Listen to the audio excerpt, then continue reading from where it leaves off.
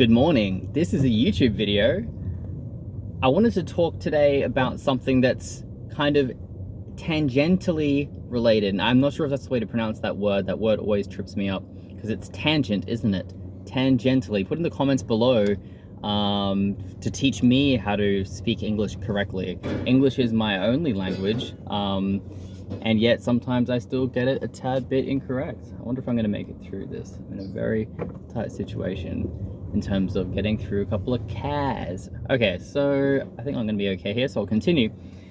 What I'm talking about is, now this obviously isn't just for programmers, but this is using a programmable approach to things in life to help do the things that you enjoy as a human. Because one of the reasons why we program, one of the reasons why software exists is to automate things that humans used to do, right?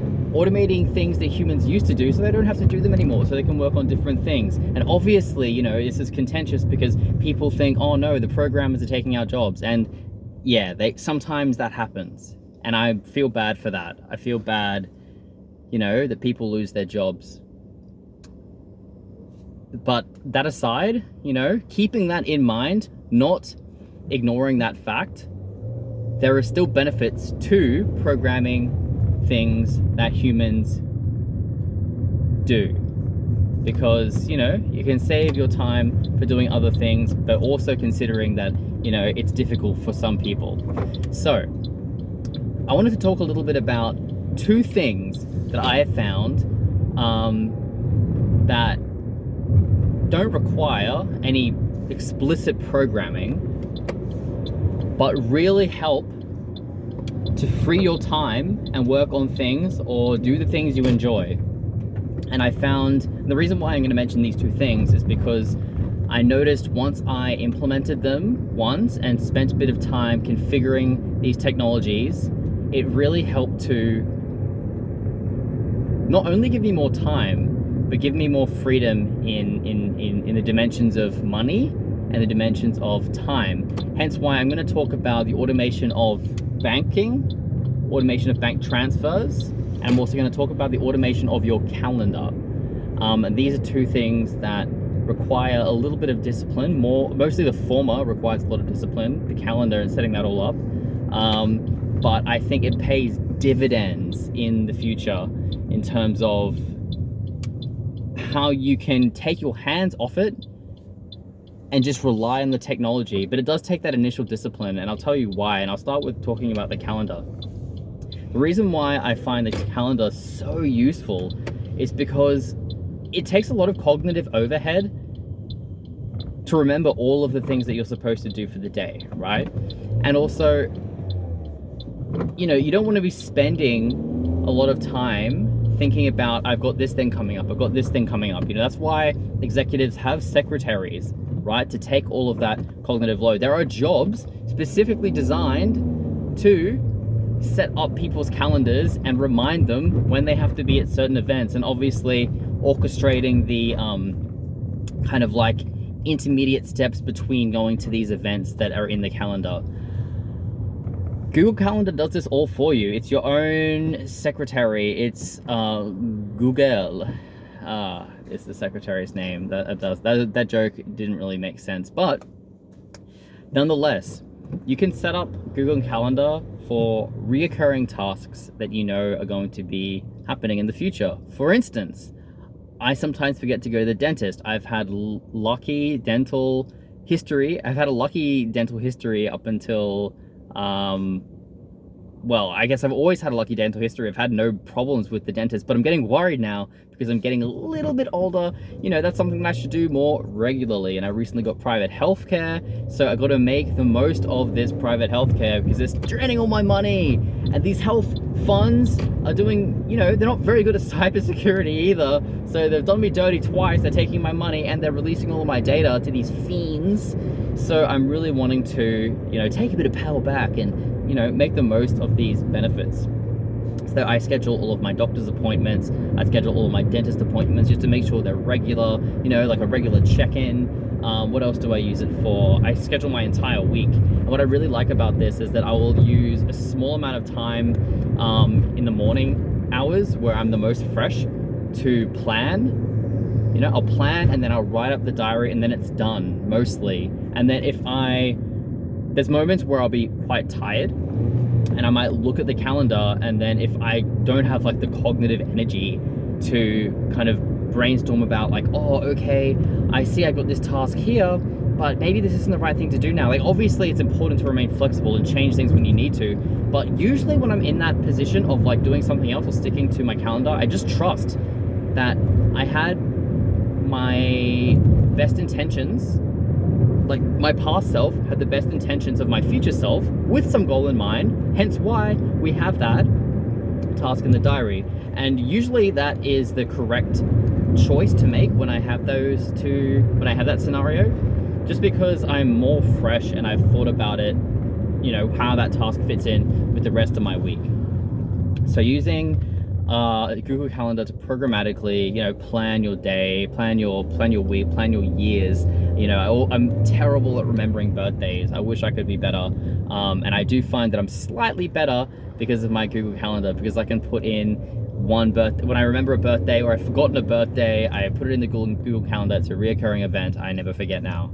So that's really, really handy. The other thing I wanted to talk about, obviously, is programming your bank account. I used to have one bank account, money went in, money came out, and it was terrible. I found it so hard to keep in mind and play and plan my money, just because it was all in the same bank. So in times where I thought, at times I would stress because I would think that, oh no, this money should be like broken out into like all these different things. I would see the lump sum and I would think, oh my gosh, this is gone because of all the, all of the different things, all the different upcoming payments that might be coming out. And then on the other side of that, I would think, oh my gosh, I'm so rich, forgetting some certain things that would be coming out of my bank. And it's one of those situations where it's never as really bad as it is, and it's never as good as it is. So, good as it seems, sorry. It's never as bad as it seems, and it's never as good as it seems. So, I found I guess the first step for me was to get multiple bank accounts, and there's a lot of smaller banks that I find are really itching to have new customers. So I have like my legacy bank. So I don't think it's a problem to disclose this, but I use Suncorp Bank, just because it's a boomer bank and that's what my parents had because they're boomers. So I have my Suncorp Bank, and that's kind of where all of my large sums from my salary go into. And then from there, I split them off into essentially like daily utility things like groceries and like electricity, things that will be coming out like every week, and it's kind of like throwaway money. I mean, I save as much as I can, but for the most part, the money that goes into my Up bank account, and that's the bank I use for that because it's easy to make little buckets. It's like sub accounts for your main account. So all that utility stuff goes into my sub accounts, and that will be used for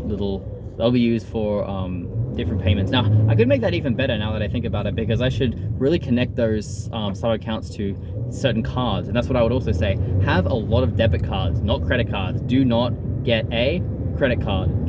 Have lots of debit cards connected to your different bank accounts so you can use a card for certain transactions. For instance, you might have a grocery card and that's all you'll use it for. I have one set up which is really useful for me, and that's my petty cash card, and that's essentially all payments that are maybe luxury payments, like, oh, I want to get like a new pair of shoes, or my friends have called me out to dinner and I haven't really planned for it, but I really want to go, so I'll use my petty cash card. And that's in my ING account. Now I use ING Bank because they give a high interest rate at the moment. So I have my savings account in there because it's like 4.55% interest rate, which ain't bad. So I have all of my like cash in that account, right? And then I have my petty cash account, and that's because that's the account that I probably look at the most, and I want to see how much like random money's going out so I can keep tabs on it using the petty cash account.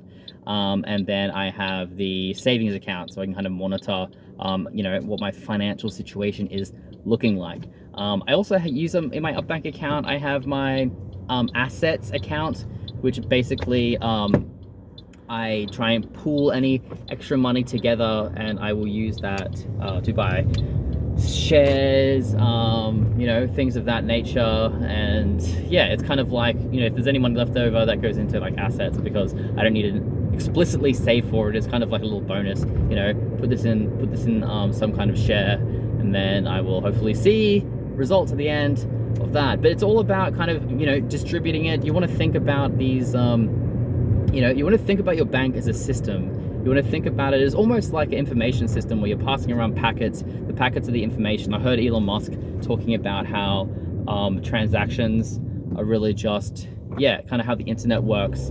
And thinking about it in that way and trying to, you know, think about it as logically as possible and not to get too emotionally involved in it really helped me to just kind of let it sit. You know, and all of these transactions, sorry, they're automated as well. I'll put that in mind. So I don't actually have to touch it. My money goes into Suncorp, and then after that, I don't even look at it. I eventually have money in my petty account, and the goal is to kind of make sure that it's all going into the right place, firstly, but also that petty account, you know, those cards that are attached to those sub accounts are always funded. You know, you shouldn't really have an issue unless, you know, something goes wrong with your automated payments, and maybe like, you know, it times out, because I know that you have to set like dates on where you want it to end. But essentially, you always want to be able to use that card and not move money manually, because as soon as you start moving money manually, you start what did I hear them say once? You start ripping off Jill to pay Jane or something like that. But essentially, like, you'll borrow money from accounts that actually you had a plan for, and sometimes that doesn't turn out the way that you want it to. So that's what I really have to talk about today. It's all about, if you can automate things, if you're not a programmer, you know, there are still ways to automate things. A lot of digital products come with automation tools because that's what people want. Anyway, that's all I needed to talk about. This is a YouTube video. See you later.